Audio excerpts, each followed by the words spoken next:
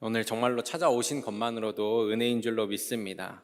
오늘 이 시간 오셔서 앉아 계신 것만으로도 주님이 풍성한 은혜로 함께 하실 줄로 믿습니다. 오늘 우리가 읽은 말씀은 에스겔 선지자의 예언과 환상 중에 가장 마지막에 있는 부분입니다. 우리가 보통 에스겔의 환상이라고 한다면 에스겔 37장에 나오는 마른 뼈의 환상을 가장 대표적으로 많이 생각을 하는데요.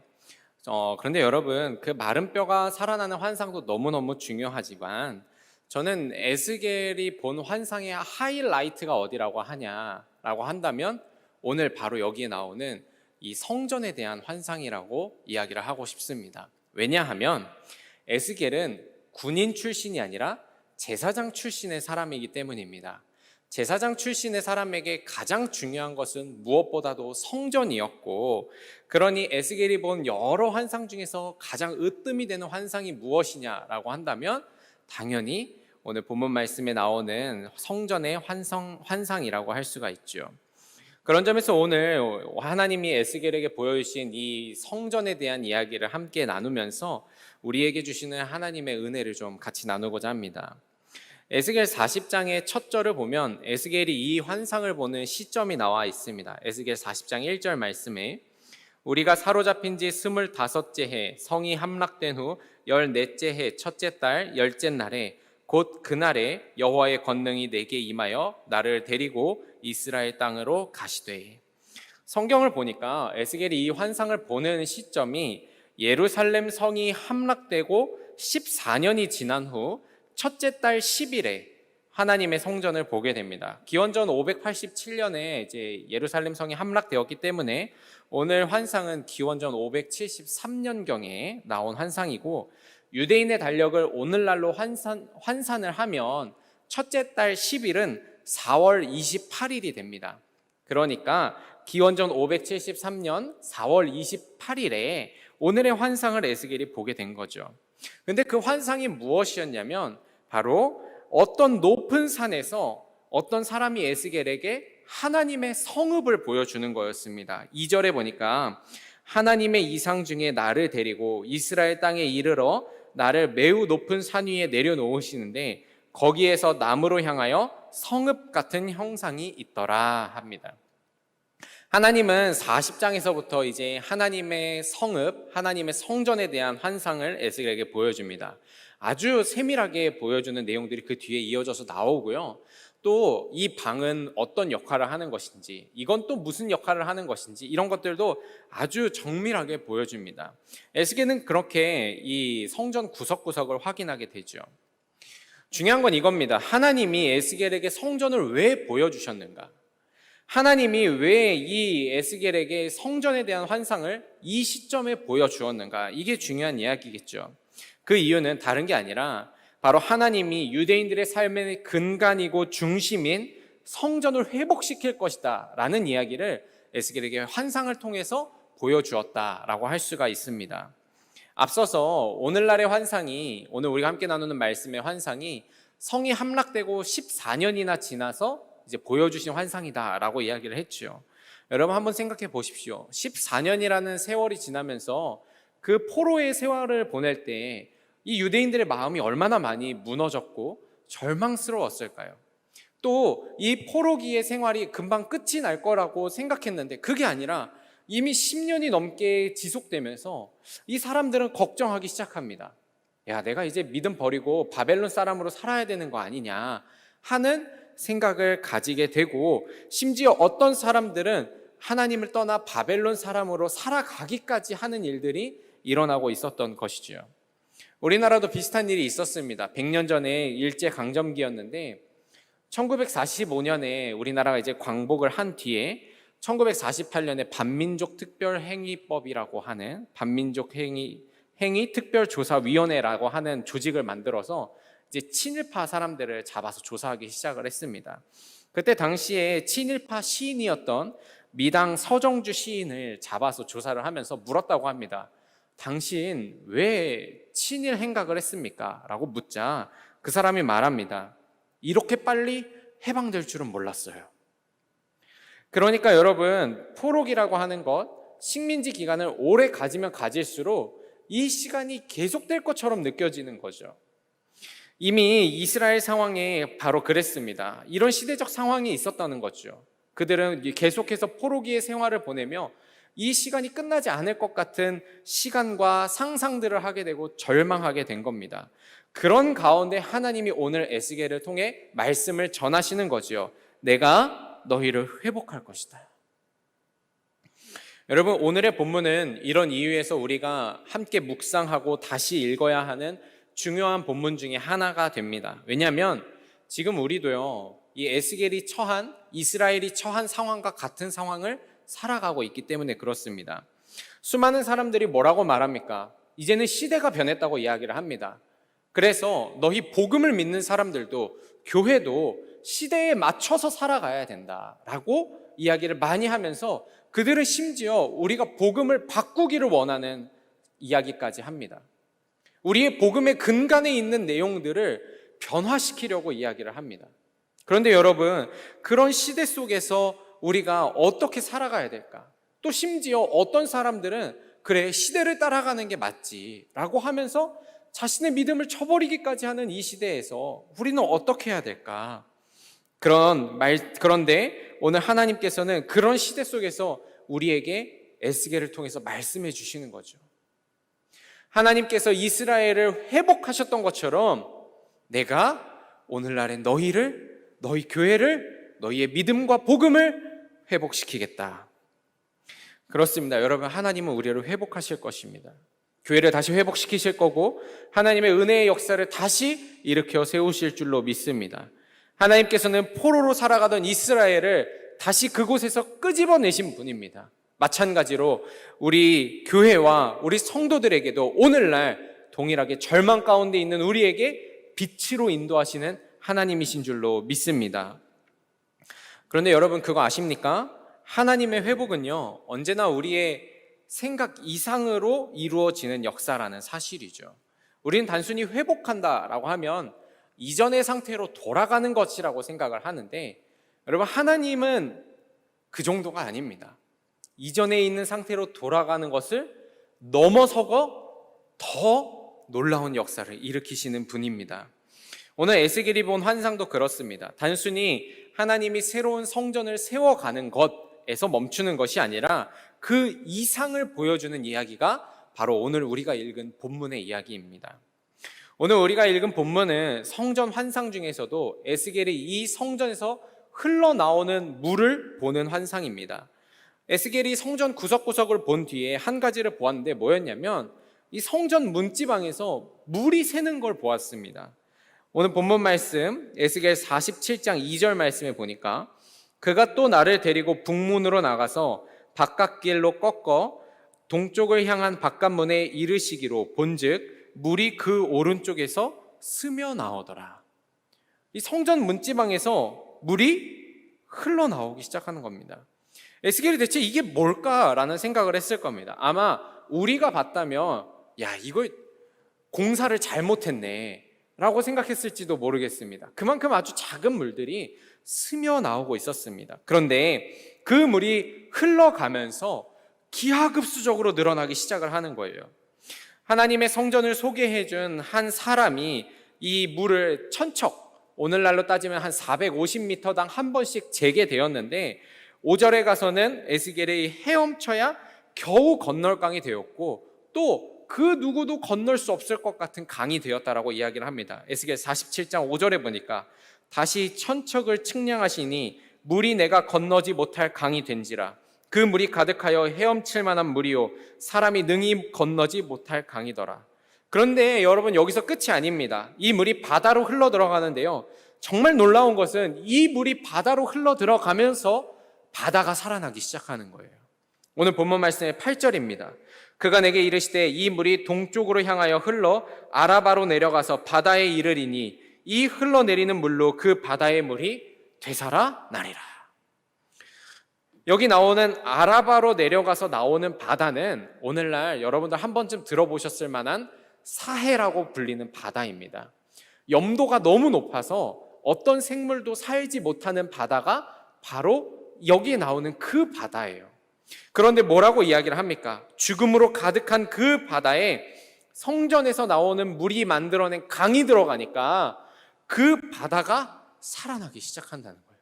물고기들이 그 바다에 찾아오게 되고 그 물고기를 잡으러 이 어부들이 그 주변에 이 항구를 만들어 놓고서는 어업을 하기 시작을 하는 겁니다. 또 거기서 수많은 나무가 자라나고 열매를 막 맺고 그 나무의 잎사귀들은 약재료로 쓰이는 역사가 일어나는 겁니다. 여러분, 이 환상이 너무 가슴 벅차지 않습니까? 이 모든 일이 어디서 시작되냐면요, 성전에서 시작되는 거예요. 하나님이 성전을 회복하시면 어떤 일이 일어나는가? 생명의 물이 흐르는 역사가 일어나는 것입니다. 그래서 단순히 절망에서 회복되는 것을 넘어서서 죽음에 있는 자들이 살아나고 나무가 자라나고 열매가 맺혀지고 세상을 치료하는 잎사귀들이 끝없이 맺혀지는 역사가 이 강물 하나에서 일어나는 역사라는 사실입니다. 여러분, 저는 이 회복의 역사가 오늘 우리 가운데 있기를 소망합니다. 아니, 우리 가운데 있을 줄로 믿습니다. 여러분, 우리의 성전은 이런 생명의 물이 흘러나오는 곳이 되어야 됩니다. 더 나아가 성경은 고린도전서 3장에서 뭐라고 말합니까? 우리가 다 하나님의 성전이라고 이야기하지 않습니까? 또 요한복음 7장에서 예수님이 뭐라고 말하냐면 예수 그리스도를 믿으면 우리의 심령에, 우리의 배에서 생명의 물이 흐를 것이라고 말을 합니다. 요한복음 7장 38절에 나를 믿는 자는 성경의 이름과 같이 그 배에서 생수의 강이 흘러나오리라. 여러분, 예수님이 왜 생수의 강이라고 했습니까? 뭔가 솟아난다고 하면 샘물이 조금 더 격동적이잖아요. 또 큰 것을 말하고자 한다면 바다가 훨씬 강보다 크지 않습니까? 그런데 예수님은 생수의 강이라고 하신 거예요. 무엇이냐면 오늘 이 에스겔의 환상이 예수 그리스도를 믿는 너희를 통해서 너희의 배에서부터 이루어질 것이다. 이 이야기를 우리에게 알려주시는 것이지요. 그렇습니다, 여러분. 우리를 통해서 하나님은 생명의 물을 이 땅에 흘려보내시기를 원하고 계십니다. 죽어가는 가정에, 생명이 없어 보이는 우리의 직장에, 우리가 거하는 곳곳에 하나님은 우리를 통해서, 나를 통해서 생명의 물을 흘려보내시기를 원한다라고 하는 거예요. 여러분들이 바로 생명의 물이 되어야 합니다. 우리를 통해서 죽음의 바다가 살아나고 나무가 열매를 맺고 잎사귀가 치료의 도구로 쓰여지는 역사가 우리를 통해서 내 배에서 나오는 생수의 강으로 말미암아 이루어져야 된다라고 하는 사실입니다. 사랑하는 성도 여러분, 여러분들을 통해서 생명의 물이 이 땅 가운데 흐르게 되기를 소망합니다. 바로 이 회복의 비전을 가지고 나아가는 우리 교회와 복된 성도가 되시기를 소망합니다. 그렇다면 도대체 생명의 물이 흐르는 성도는 어떤 성도인가? 먼저는 하나님의 임재가 있는 성도입니다. 오늘 우리가 함께 읽지는 않았지만 에스겔 43장에서는 에스겔이 아주 놀라운 은혜의 체험을 합니다. 그건 뭐냐면 바로 하나님의 영광이 성전에 가득히 임하는 것을 보는 거예요. 에스겔 43장 4절에서 5절 말씀 보니까 여호와의 영광이 동문을 통하여 성전으로 들어가고 영이 나를 들어 데리고 안뜰에 들어가시기로 내가 보니 여호와의 영광이 성전에 가득하더라. 에스겔이 보니까 여호와의 영광이 성전에 가득한 거예요. 그리고 그 하나님의 영광이 임한 성전에서 생수의 강이 흘러나오는 것입니다. 여러분, 우리가 교회를 위해 기도할 때 가장 먼저 무엇을 위해서 기도해야 됩니까? 교회의 사역이 더 넓어지길 위해서 기도해야 됩니까? 부흥이 일어나길 위해 기도해야 됩니까?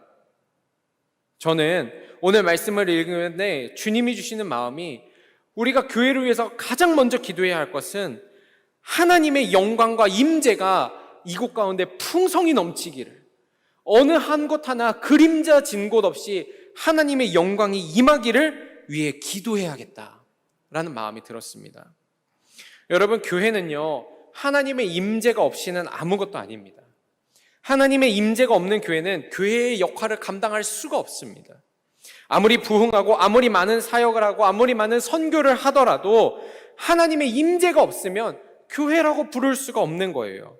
마찬가지로 성도가 세상을 살리기 위해서는 하나님의 임재를 내가 먼저 경험을 해야 됩니다. 여러분, 우리가 다 들어서 아는 이야기 아닙니까? 그러나 한번 생각해 보십시오. 정말 우리는 이 자리에 하나님의 영광이 임하기를 위해서 힘써서 기도하고 있는가?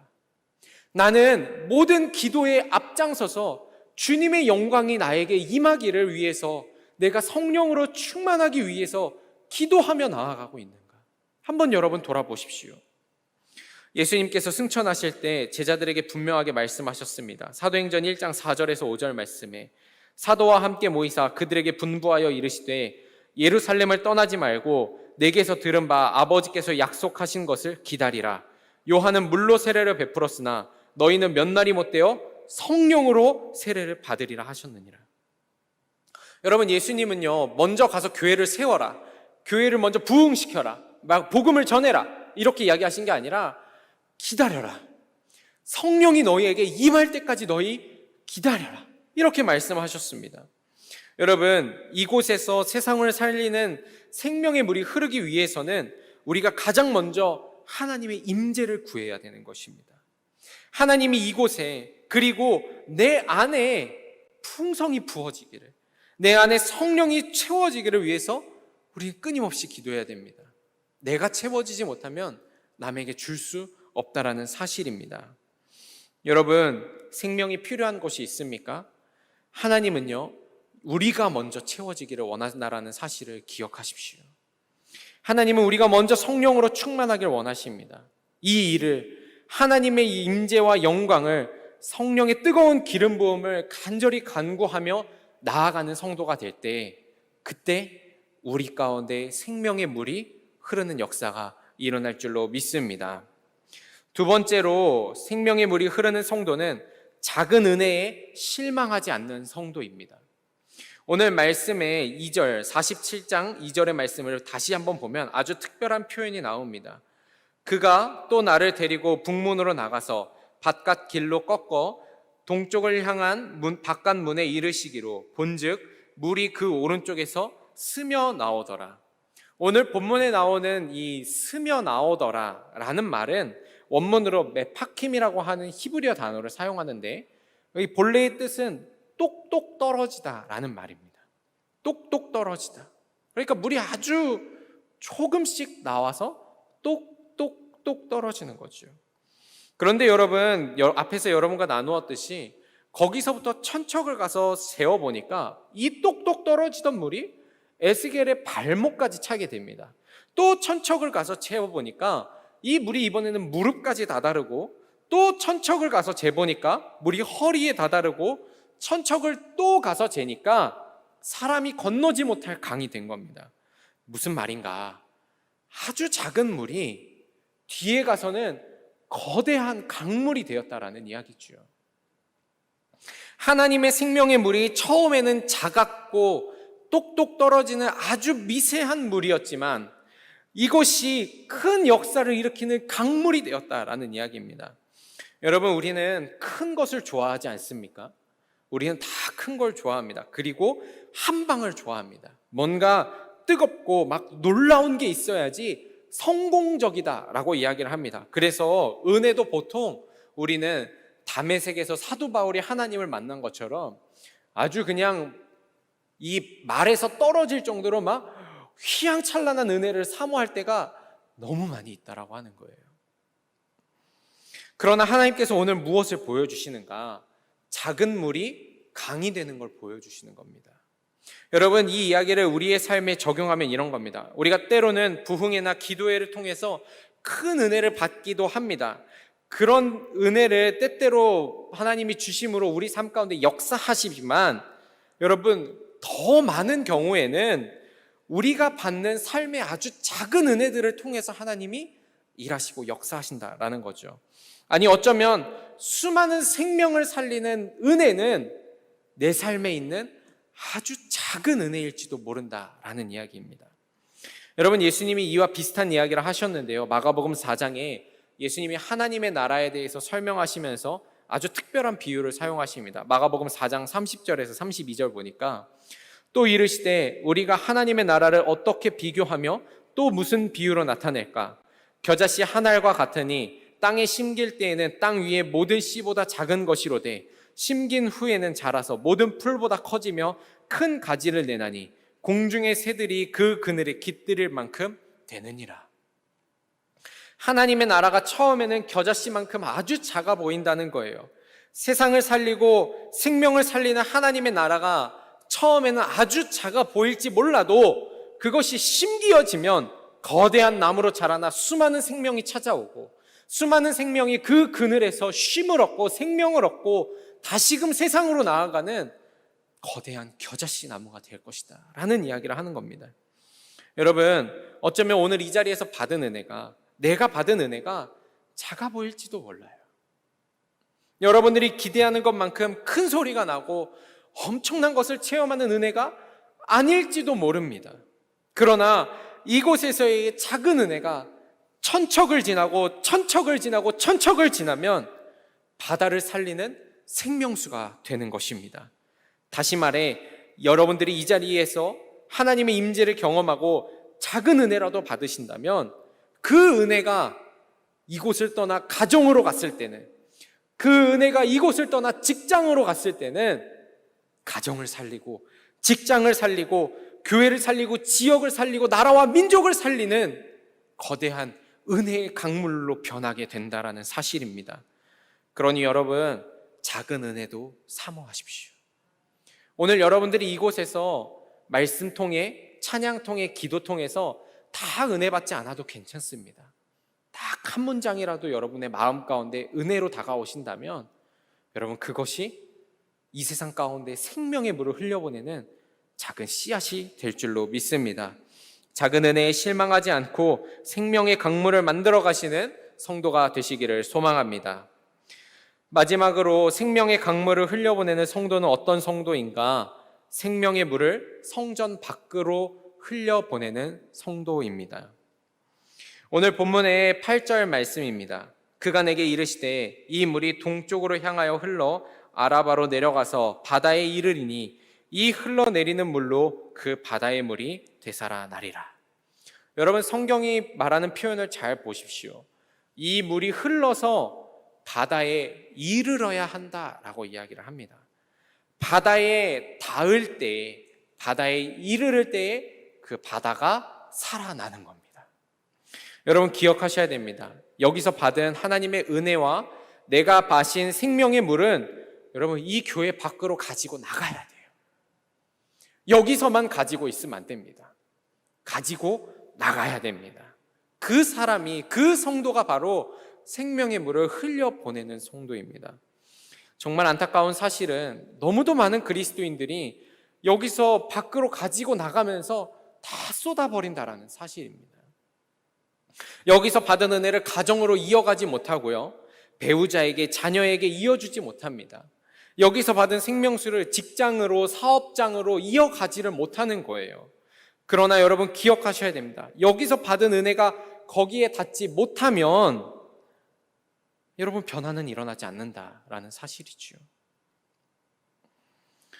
어느 자파상을 하고 있는 사람이 그 동네에 새로 부임해온 목사가 아주 설교를 잘한다고 상점에 찾아오는 사람들에게 자랑을 했더라고 합니다. 하루는 어떤 손님이 그 자파상 주인에게 물었습니다. 아니, 지난주에는 목사님이 무슨 설교하셨어요? 이렇게 물었습니다. 그러자 그 자파상 주인이 그렇게 말하는 거예요. 아, 저는 시간이 없어서 교회를 못 나갑니다. 저 교회 안 다녀요. 이렇게 이야기를 하는 겁니다. 손님이 웃기잖아요. 항상 그렇게 목사님 자랑을 하는 이 자파상 주인이 교회를 안 나간다니. 그래서 아니, 그런데 그 목사님이 설교 잘하는 줄은 어떻게 합니까? 라고 물으니까 그 자파상 주인이 뭐라고 했는지 아십니까? 그 교회 다니는 사람들이 목사님 오신 뒤로 외상값을 잘 갚아요. 여러분, 이 이야기가 우스갯소리지만 저는 우리 교회와 성도들이 이렇게 되어야 할 줄로 믿습니다. 내가 은혜 받으면요, 밖에 나가서 외상값이라도 잘 갚아야지 된다라는 거예요. 그때에 여러분, 세상에 놀라운 역사가 일어난다라고 하는 사실입니다. 하나님은요, 우리를 통해서 당신의 생명을 이 땅 가운데 흘려보내기를 원하십니다. 그러니 여러분, 오늘 여러분들이 받은 작은 은혜가 있다면 그 은혜와 말씀대로 밖에 나가서 살으셔야 됩니다. 배우자와 자녀들에게 내 은혜가 전달되게끔 아주 여러분들이 절제하시고 또 사랑으로 대하시고 내가 받은 은혜와 말씀과 응답대로 표현하시고 대하셔야 됩니다.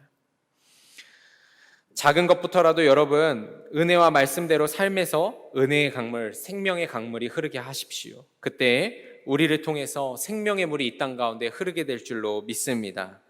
사랑하는 성도 여러분, 하나님은 이제 우리를 통해서 이 세상을 살리기를 원하십니다.